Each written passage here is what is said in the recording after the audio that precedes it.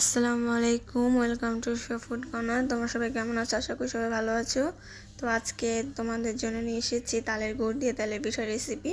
আশা করি সবাই ভালো লাগবে। তো এখন আমরা এটা বানানোর প্রসেসিংয়ে যাচ্ছি। তো গাইস, আমি এখানে আগে মিশ্রণটা বানিয়েছি, সেটার ভিডিও করছিলাম, কিন্তু কোনোভাবে সেটা স্কিপ হয়ে গেছে, তাই তোমাদের সুবিধার্থে আমি আবারও দেখাচ্ছি। তো এখানে মিশ্রণটা বানানোর জন্য আমি এখানে আটা নিয়েছি, তালের গুড় নিয়েছি, তারপর পরিমাণ মতন চিনি দিয়েছি। এখানে সব কিছু পরিমাণ মতন নিয়ে নেবে, যতটা তোমাদের দরকার। তারপর এখানে লবণ দিয়ে ভালোভাবে মিশ্রণটাকে মিশিয়ে নেব। তো মিশ্রণটাকে খুব সুন্দরভাবে মেশাতে হবে, যাতে এটা কোনোভাবে দানা দানা না থাকে আর সুন্দরভাবে মসৃণ হয়।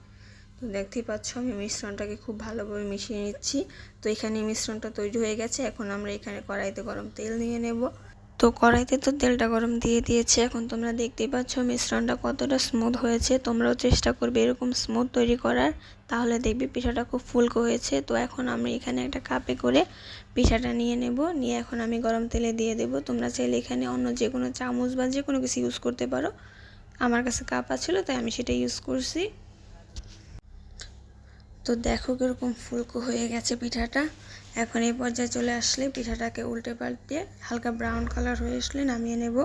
আর এই পর্যায়ে তোমরা চুলার আঁচটা একদম মিডিয়াম রাখার চেষ্টা করবে। তো তোমাদের সুবিধার্থে আমি আরও একটি দিয়ে দেখাচ্ছি। দেখতেই পাচ্ছ আর একটা দিয়েছি এখানে পিঠা, এটাও দেওয়ার সাথে সাথে একদম ফুলে উঠেছে। তো এই পর্যায়ে এটাও নেড়ে চেড়ে ভালোভাবে ব্রাউন কালার হয়ে আসলে আমরা নামিয়ে নেব।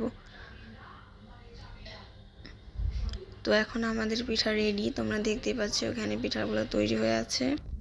গাইস, পিঠাগুলো এতটা ভালো হয়েছে খেতে, অসাধারণ। তোমরা অবশ্যই বাসায় ট্রাই করো এবং পরবর্তী ভিডিও পেতে অবশ্যই আমার পাশে থাকবে। চ্যানেলটি সাবস্ক্রাইব করে দেবে। আজকের জন্য এতটুকু। আল্লাহ হাফেজ।